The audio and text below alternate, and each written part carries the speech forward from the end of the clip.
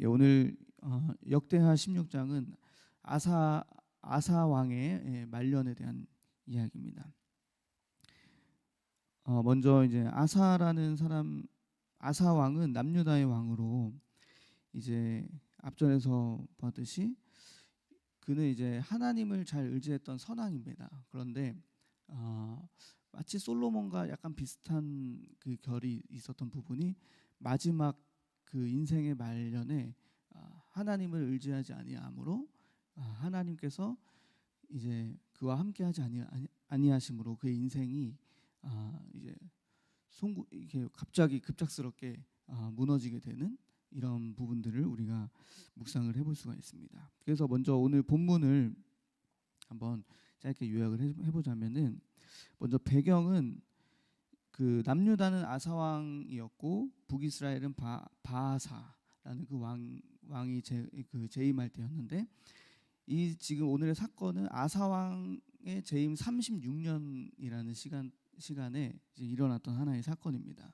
그 어떤 사건이냐면 오늘 말씀에 읽었듯이 바하사 북이스라엘 왕이 이제 유다를 치려고 이제 올라오게 된 거예요. 그런데 올라올 때 그 라마라는 지역을 이제 건축을 하려고 했습니다. 이 라마는 그 예루살렘 북쪽, 예루살렘 위쪽에 한 8km 정도 지점의 어떤 요충지예요. 이 군사적 요충지인데 이곳을 이제 그 이스라엘 왕 바하사가 약간 요새화를 시키려고 한 겁니다. 이 요새화. 왜냐하면 이때 당시에 요새화의 목적이 뭐냐면은 남유다로 들어가는 어떤 교통과 무역과 그 다음에 또 신앙의 어떤 교류도 살짝 있었어요. 이 시대에. 그래서 그것들을 차단하기 위해서 북이스라엘 왕 바하사가 이 군사적 요충지로 이것을 이 라마라는 성을 요새화하려고 했던 겁니다. 그래서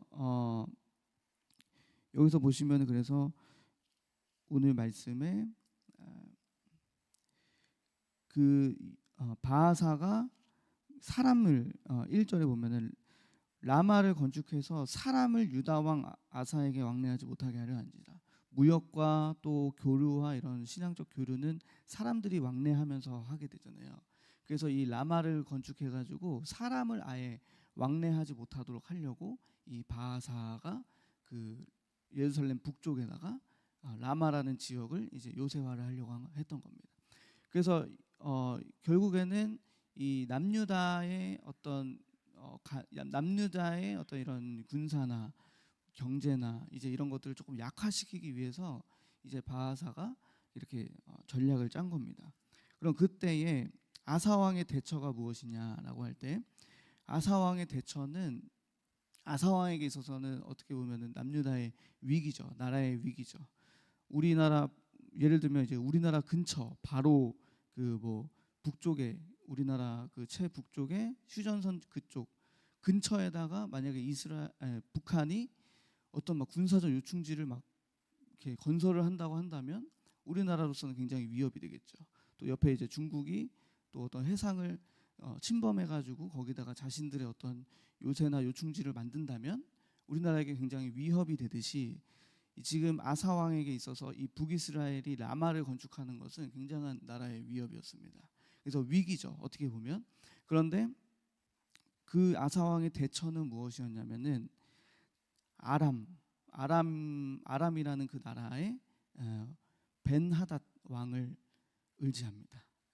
그래서 아람은 북이스라엘보다 더 위쪽에 있습니다. 이스라엘 땅이 이렇게 있으면은 남유다, 북이스라엘, 그다음에 아람이 더 위쪽에 있어요. 북이스라엘 위쪽에. 그러니까 아람 왕에게 당신과 내가 약조를 하자. 내가 은금을 주겠다. 당신에게 은금을 줄 테니 나와 약조해서 이 아람 왕은 북이스라엘하고도 약조를 맺었었어요. 그 당시에. 그래서 바하사 왕하고도 어떤 이런 화친에 대한 조약이 있었는데 중요한 거는 이제 이 아사 왕이 벤하닷을 산 거예요. 돈으로.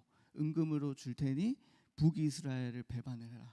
그 약조를 깨뜨리고 나로부터 그러니까 아사 왕 남유다로부터 이 북이스라엘의 이 라마 건축을 포기하게 해라라고 한 겁니다. 그래서 벤 하닷이 그것을 듣습니다. 당연히 자신에게는 좋은 이득이, 왜냐하면은 은금을 더 많이 주었으니까 이득이 되니까 이 북이스라엘에 있었던 여러 가지 그 성읍들을 아람 왕이 치기 시작합니다. 그러니까 바하사가 이제 그것을 듣고 이 라마 건축을 위한 공사를 진행을 할 수가 없는 거예요. 왜냐하면은 나라가 지금 어떤 성읍들이 다 무너지고 있는데 공사를 할 수가 없잖아요. 그러니까 이제 여기 있었던 사람들 다 철수를 시키고 이제 그 빠지게 됩니다. 그래서 이제 아사 왕의 이 일에 대한 뒤처리는 무엇이었냐면은 바하사가 이제 라마를 건축하기 위해서 썼던 이런 공사 재료들 있잖아요. 이 공사들을 두고 이제 갔겠죠. 그러니까 이 공사들 재료들을 다 가져다가 그가 이제 게바와 미스바라는 성읍을 또 건축을 하게 됩니다. 이렇게 또 이런 일이 있었습니다. 그런데 이 자체의 이 사건 속에서 선견자 하나니를 통해서 하나님이 하셨던 그 예언의 말씀이 있었던 거예요. 선견자 하나니가 이제 하나님의 말씀을 받아서 어떻게 말을 하냐면, 지금 이 사건 속에서 하나님이 보시기에는 이 사건이 지금 올바르게 흘러가지 않았던 것입니다. 그래서 하나니가 아사 왕을 찾아가서 아사 왕에게, 왕이 이 사건 속에 지금 하나님을 의지하지 않고 아람 왕을 의지함으로써 이 문제를 풀어갔다. 이것이 지금 잘못되었다. 이것이 하나님 앞에 망령되이 행하는 일이 되었다라고 합니다. 왜 망령되이 행하는 일이 되었을까라고 할 때 보시면 7절에 보시면은 이렇게 말합니다. 왕이 아람 왕을 의지하고 왕의 하나님 여호와를 의지하지 아니하였으므로 아람 왕의 군대가 왕의 손에서 벗어났나이다라고 말씀합니다. 그래서 저 이게 묵상하다가 보니까 하나님의 계획은 아람이라는 그 민족을 이 남유다에게 하나님이 그 취하게 하실 계획이, 더 큰 계획이 있었구나. 그런데 중간에 이 아사 왕의 그 어떤 인간적 수단과 인본주의로 인해서 하나님의 더 큰 예비된 축복이나 계획을 보지 못하고 자신의 그 수준 안에서만 문제가 해결이 되었고, 그 수준 안에서니까 아람을 얻지 못하고 북이스라엘의 공격에 대한 어떤 이런 위협과 위기에서는 벗어날 수 있었을지라도 하나님의 더 큰 예비된 계획과 축복은 그가 놓쳐버렸다. 그러니까 하나님의 계획이 그 아사의 인본주의와 성령의 인도를 받지 못함으로 인하여서 그 계획이 어그러졌다라는 것을 이제 묵상이 됩니다. 그래서 하나님께서 뭐라고 했냐면, 하나님은 8절에 보시면은 또 뭐라고 하냐면, 과거에 이 아사 왕에게 경험이 있습니다. 어떤 경험이냐면 14장에 나왔던 구스라는 지역을 하나님께서 이 구스하고의 전쟁에서 승리하게 하셨어요. 그 승리하게 하셨던 요인은 뭐냐면 14장에 보시면은 이 아사 왕이 하나님 앞에 무릎을 꿇고 기도를 합니다. 하나님, 내가 강한 자와 약한 자 사이에서 역사하신 하나님, 오직 하나님을 의지합니다라고 이제 기도를 해요. 그래서 오직 하나님만 의지합니다. 그래서 하나님이 그 기도를 들으셔서 구스하고의 전쟁에서 승리하게 하시거든요. 그러니까 아사 왕이 이런 위기 속에서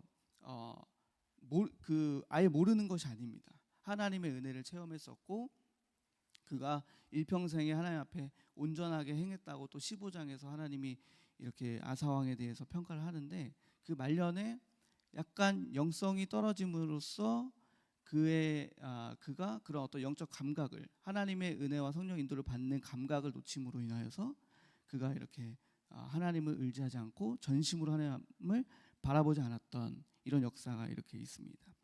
그래서 9절에 보시면은 하나님께서 이제 말씀을 하시죠.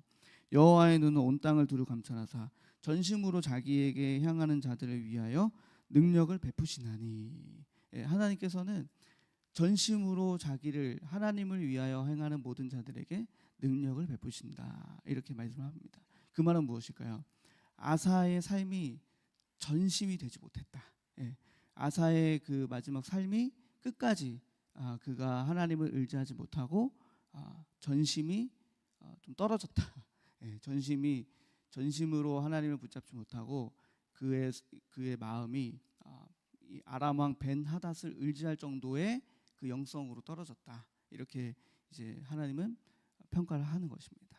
그래서 마지막 말년에 9절에 또 말미에 보면 이 일은 왕이 망령되이 행하였은즉 이후부터는 왕에게 전쟁이 있으리라. 네.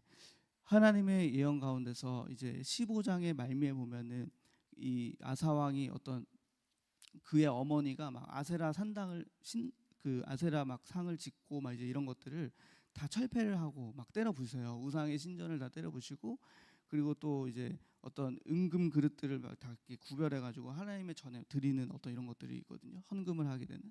근데 그때 그래서 하나님께서 그의 재임 기간 35년 동안은 35년까지 아사 왕 재임 기간 35년까지 다시는 전쟁이 없으리라라고 이제 약속을 하셨는데, 이 일 사건 이후부터 전심을 다해 하나님을 섬기지 못한 그때부터 그의 삶에 전쟁이 있으리라라고 이제 나옵니다. 그래서 아사 왕의 또 이런 하나님의 말씀을 듣고서 아사 왕의 반응이 무엇이었냐면은, 그러니까 이게 사실 그 아사 왕의 영적 상태를 나타내는 거예요. 아사 왕이 이 선견자 하나님의 말을 듣고 분노를 하게 됩니다. 하나님의 말씀을 듣고 이제 뭐 회개하고 돌아오고 겸손하게 이제 본인의 죄를 회개하고 돌아와서 이제 이것들을 다시 행함을 어떤 고치는 것이 아니라 분노를 하게 돼요. 하나님의 말씀이 딱 자기를 찔렀으니까 이게 분노가 일어나서 어떻게 됩니까? 선견자를 옥에 가두고 또 그의 말에 크게 노하여가지고 백성을 또 학대하기 시작합니다. 노함으로 인해 가지고 이제 막 포악한 어떤 이런 포악성이 나오게 되는 거죠. 그러니까 영성이 떨어지니까 그 주변에 어떤 이런 인생 가운데서 어떤 관계적으로도 막 이 육신적으로 행하는 어떤 이런 포악성, 분노, 혈기, 막 이제 이런 것들이 그의 삶에 들어오기 시작합니다. 그래서 저희들의 삶에서도 이렇게 영성이 이렇게 떨어지게 될 때, 종교성을 갖게 될 때 무언가 복음적이지 못하고 육신의 길로 행하고 이런 노함과 혈기와 또 이제 이런 관계적인 부분이 다 어그러지게 되는 어떤 이런 것들을 우리가 경험하게 되잖아요. 아사 왕의 말년이 마치 그와 같았습니다. 충만했던 전심을 향했던 그 영성이 떨어지고 오히려 그에게는 영이 떨어지니까 육이 올라와가지고 이렇게 행했던 모습들이 있습니다. 그래서 이제 11절 14절에서 이제 그의 말년이 비참해져서 다리에 병이 들어가지고 크게 이제 병이 들었는데, 여기에서도 이제 아사 왕의 완고함이 나와요. 막 자기가 위독한데 하나님을 기도하면 하나님이 은혜 주셨던 경험이 있잖아요. 근데 그 완고함이 어느 정도까지 갔냐면은 막 위독하고 막 병들어서 이제 죽기 직전인데 하나님을 의지 않고 의사들을 의지하게 된 거죠. 의사들을 의지했다. 이렇게 12절에 여호와께 구하지 아니하고 의원들에게 구하였다. 아사 왕의 이렇게 말년이 이렇게 끝이 나게 됩니다. 그래서 오늘 이 아사 왕의 이야기를 통해서 전심이 오늘 그 큐티 제목에 있잖아요. 전심에서 반심으로 해가지고 이제 그 하나님 앞에 줄어들었던 이 마음의 크기, 그의 모든 인생을 다 드릴 만큼의 하나님을 사랑하고 의지했던 그가 이제 말년에 뭔가 자신의 위치가 올라가고 또 이런 것들을 경험하게 되면서 그 마음의 크기가 줄어들므로 하나님을 의지하지 않고 다른 어떤 사람이나 다른 것들을 의지함으로써 그의 인생에서 많은 일들이 이렇게 말년에 좋지 못한 일들을 경험하게 되는 것들, 이제 아사 왕의 이야기를 통해서 보게 됩니다. 그래서 저는 이제 하나님은 어떤 분이실까라고 할 때 오늘 7절 말씀처럼 9절 말씀처럼 하나님은 전심으로 자기를 향하는 하나님을 향하여 향하는 자들을 위해서 하나님은 능력을 베푸신다라고 이제 약속을 하셨잖아요. 이 말씀을 근거로 해가지고 저는 이제 우리가 반드시 인생을 살면서 가져야 할 능력이 무엇일까 묵상을 하게 됐습니다. 정말 우리가 가져야 할 능력은 무엇일까라고 할 때 저는 하나님께서 베푸시는 능력을 우리가 받아야 된다라는 거예요. 전 태제는 하나님께서 베푸시는 능력, 이것은 무엇일까요? 나의 수준을 뛰어넘는 초월하는 은혜, 하나님의 은혜, 하나님의 능력. 우리가 우리 삶을 이렇게 돌아볼 때 보면은 하나님과 함께 동행하고 하나님을 의지하고 할 때 정말 우리가 초월하는 은혜를 만나잖아요. 하나님께서 부으시는 초월하는 은혜. 정말 나의 수준으로는 이룰 수 없는 여러 가지 일들, 내가 할 수 없는, 나로서는 도저히 할 수 없다라고 생각하는 여러 가지 그 일들, 그 속에서 하나님께서 우리에게 하나님을 의지하고 하나님을 전심을 향할 때 우리에게 베푸시는 그 능력이 우리를 또 승리하게 하고 우리를 일으키게 하고 또 우리의 그 심령을 부응하게 해서 정말 우리가 하나님의 은혜를 체험하고 고백하게 한다. 이제 이런 것들을 좀 우리가 보게 됩니다. 그래서 저는 이제 이 말씀 속에서 볼 때 하나님께서는 어떠한 중심을 가진 자에게 하나님이 능력을 베푸실까라고 할 때 이 아사 왕의 이야기를 통해서 우리가 보는 건 뭐냐면은 위기 속에서도 전심으로 하나님을 향하여 나아가는 그 능력. 예. 위기 속에서도 오늘 그 바하사가 군사의 요충지를 만들었던 것이 그에게 위기였거든요. 그에게 그 위기 속에서도 하나님을 향하는 것이 바로 우리에게 가장 큰 능력인데 이것은 어떤 것일까요? 저는 이제 한마디로 성령의 인도를 구하는, 성령의 인도받기를 구하고 성령이 나와 오늘 동행해 주시기를 구하는 오늘날에 있어서 여러 가지 우리가 문제와 위기를 만나는데 그때에 우리가 하나님의 능력을 어떻게 체험합니까? 우리 안에 계시는 그 성령의 인도가 있어야 이 문제를 우리가 극복할 수 있고 넘어갈 수 있는데 우리는 계속해서 이 성령의 인도보다는 어떤 것들을 수단이나 인본주의나 또 우리의 경험과 지식을 통해서 나아가는 그 모습들을 봅니다. 그것도 그 안에도 오늘 아사가 그 바하사가 라마를 건축을 포기하게 되는 응답을 받은 것처럼 그것 또한 인본주의와 수단과 방법이 응답이 있지만 그러나 하나님은 오늘 아람 왕을 넘기시려고 했었던 그 큰 계획을 이제 아사 왕에게 말하잖아요. 그러니까 우리가 알지 못하는 더 큰 하나님의 계획과 예비된 축복을 우리가 보지 못하고 우리의 수준 안에서만 그 문제를 해결하게 되는, 성령의 인도를 받지 못한다면 우리 수준 안에서 그 문제를 해결하게 되고 물론 거기에도 응답이 있지만 그런데 하나님의 더 큰 계획과 뜻을 알지 못하는 것들을 우리가 오늘 이 말씀 속에서 경험하게 됩니다. 그래서 위기 속에서도 우리는 전심을 다해서 하나님을 향하는 그것이 바로 능력이다라는 것입니다. 즉 이제 오늘 본문은 저는 이제 이렇게 한 문장으로 좀 요약을 하자면 성령 인도를 받아야 한다. 성령 인도를 아사 왕의 결과는 성령 인도를 끝까지 받지 못한 자의 결과였다라는 것이 좀 묵상이 됩니다. 그러면은 그가 왜 성령 인도를 받지 못했는가? 왜 하나님께서 인도하시는 그 영의 인도를 받지 못했을까라고 할 때 위기 속에서 하나님을 향한 이 마음의 크기가 줄어들었습니다. 그래서 하나님을 의지하지 않고 하나님의 경외함이 그의 마음에 없어졌어요. 그래서 그러면은 이제 이것을 볼 때 우리가 위기가 찾아올 때 저는 이 세 가지를 다룰 수 있는 능력이 우리에게 있어야 된다라는 것이 묵상이 되는데요. 먼저 첫 번째로 위기가 찾아오면은 우리는 첫 번째로 조급함을 다룰 수 있는 능력이 있어야 됩니다. 조급함은 어떤 위기가 올 때 조급함이 하는 역할이 뭐죠? 이 위기가 빨리 해결되었으면 좋겠다. 그래가지고 이 위기 속에서 있는 조급함 때문에 빨리 이 문제가 다 해결되었으면 좋겠다. 빨리 정상으로 돌아왔으면 좋겠다라는 그 어떤 조급함, 그런 그 마음으로 인하여서 뭔가 자꾸 우리의 인본주의 수단과 또 우리의 경험과 지식을 통해서 또 오늘 아사왕처럼 다른 것을 의지함으로써 이 문제를 해결해 가려고 합니다. 그런데 이런 부분도 한번 우리가 묵상해 볼 필요가 있는데요.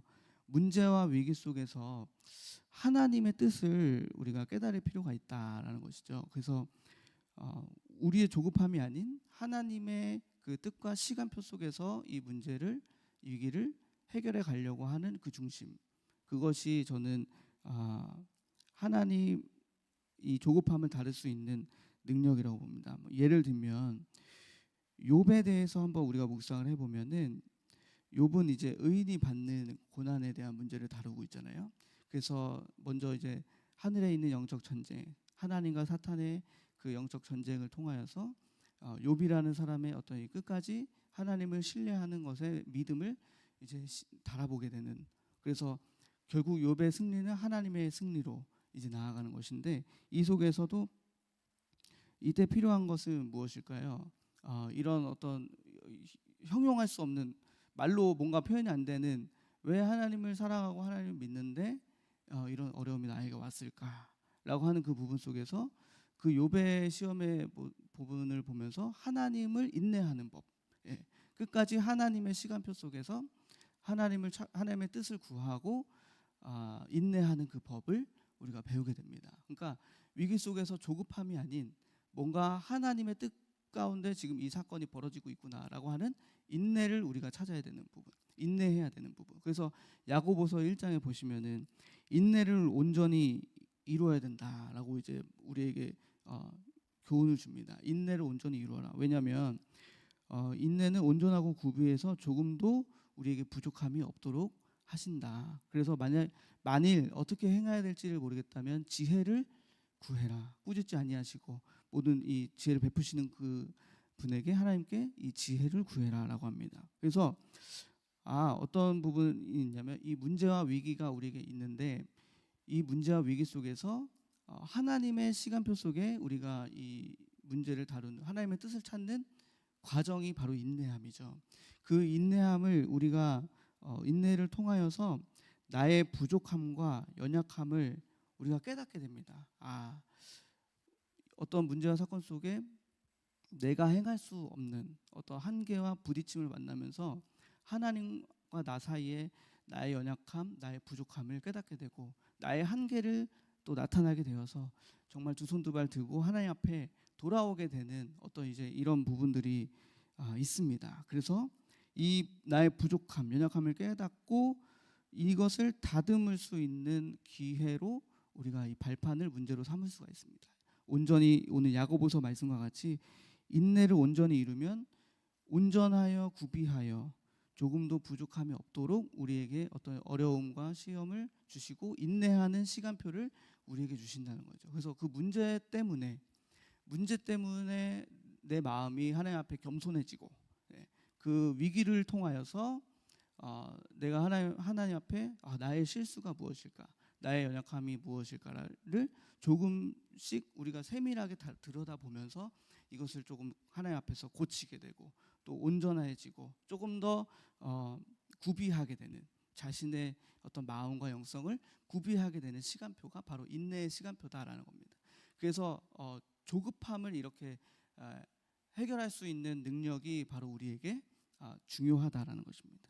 그래서 자녀의 문제를 우리가 두고서 우리가 인내한다면 어떤 일이 벌어질까요?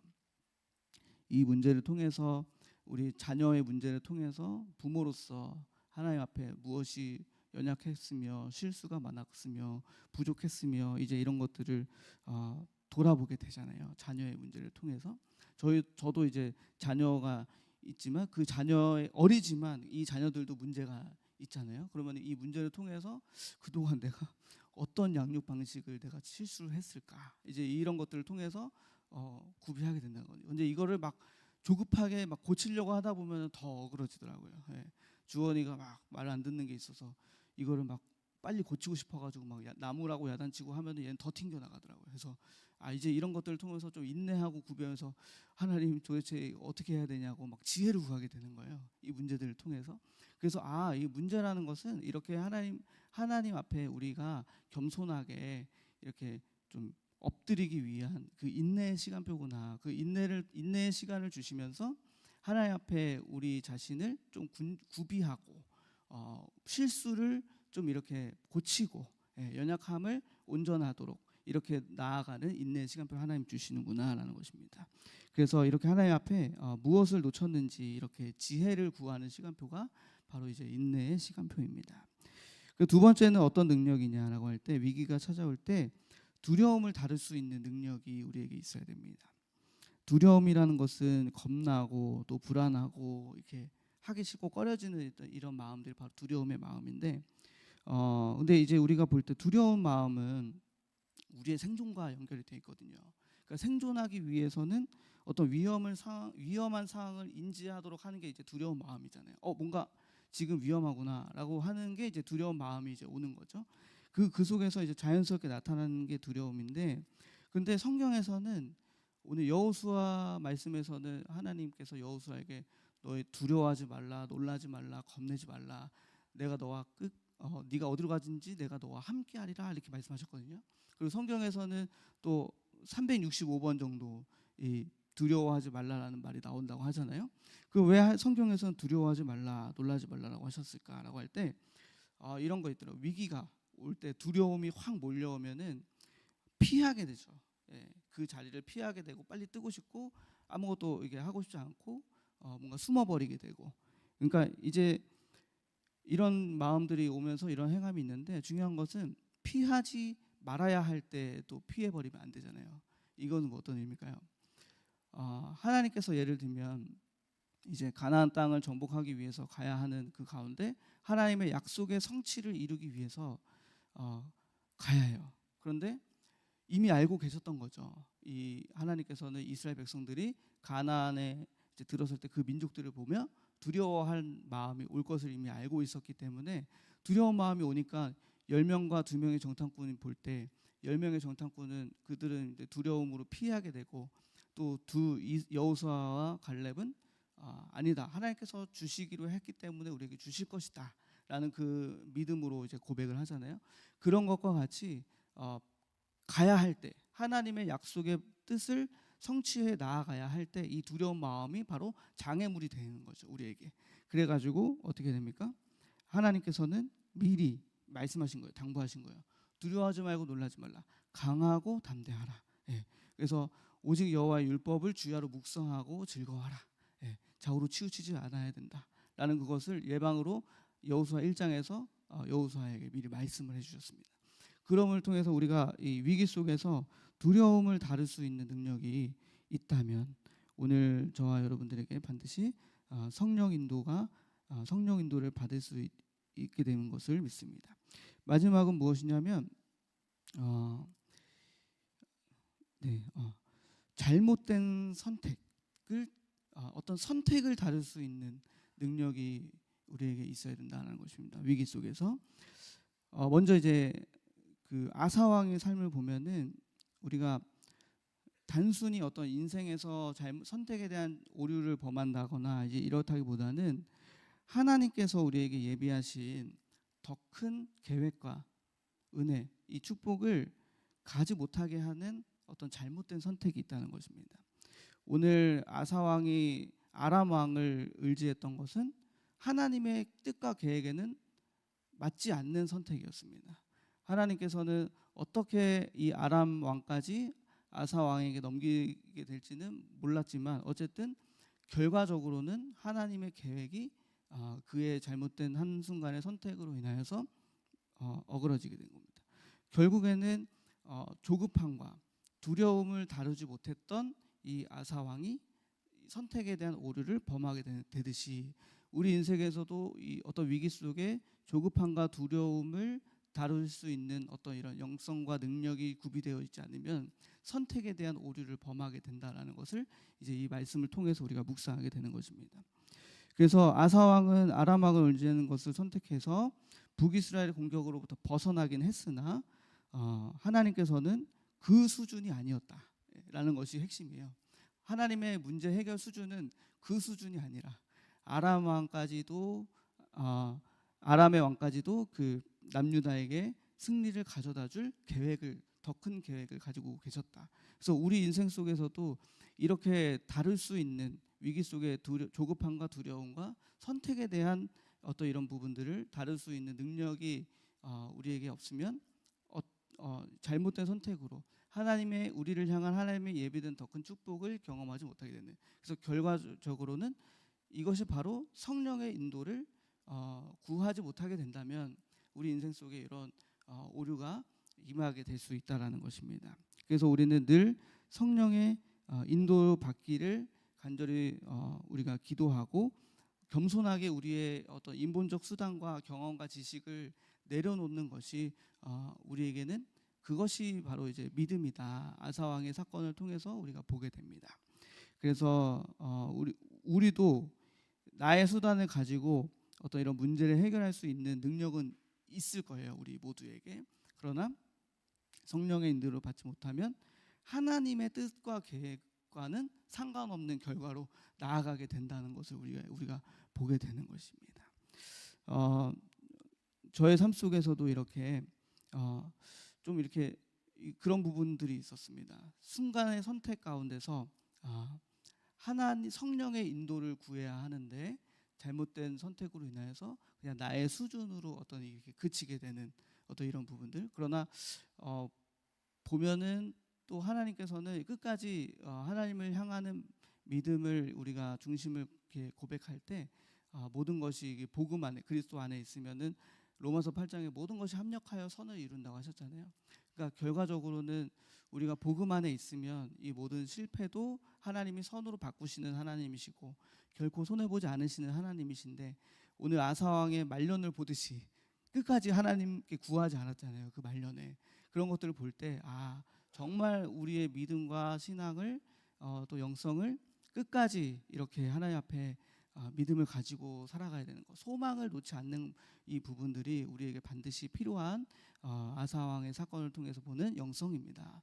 그래서 오늘 저와 여러분들에게 있는 이 세 가지를 다루는 능력이 오늘 저희와 여러분들에게 임하기를 소망합니다. 조급함을 다루는 인내함, 하나님 앞에 인내함, 그리고 두려움을 다루는 어떤 하나님께서 늘 나와 함께 하신다는 그 하나님의 임재 의식. 그래서 늘 주님이 나와 함께 동행하신다는 그 의식을 가지고 살아가는 그런 어떤 그 능력이 바로 우리를 두려움으로부터 벗어나게 하고요.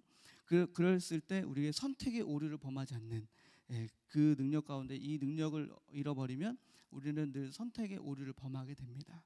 그래서 우리의 수준 안에서는 해결을 받지만 하나님의 더 큰 예비된 축복을 경험하지 못하게 되는 이런 일들을 우리 아사 왕의 사건을 통해서 우리가 묵상을 합니다. 그래서 오늘 저와 여러분들에게 성령의 인도 받기를 우리가 성취되는 늘 주님의 음성에 귀 기울이고 늘 주님과 함께 나아가는 능력 있는 베푸시는 능력을 받는 저와 여러분 되시길 소망합니다. 기도하겠습니다. 하나님 감사합니다. 오늘 아사 왕의 사건을 통해서 하나님이 우리에게 베푸시는 능력을 우리가 구하고 받기를 소망합니다. 특별히 위기 속에서 조급함을 다룰 수 있는 능력을 구합니다. 또 두려움을 다룰 수 있는 능력을 구합니다. 또 선택에 대한 지혜와 능력을 우리가 구합니다. 하나님께서 우리에게 성령 인도를 끝까지 받을 수 있는 영적 상태를 바탕을 잘 깔아놓게 하여 주시고 우리에게 어떤 성령 인도를 방해하는 수단과 또 하나님보다 사랑하는 하나님을 향한 마음을 빼앗기는 어떤 우상과 이제 이런 모든 것들을 잘 우리가 회개하여서 하나님 앞에 전심으로 나와 돌아올 수 있는 큰나무 교회가 되기를 간절히 소망합니다. 모든 것 감사하며 예수님의 이름으로 기도드립니다. 아멘. 예, 오늘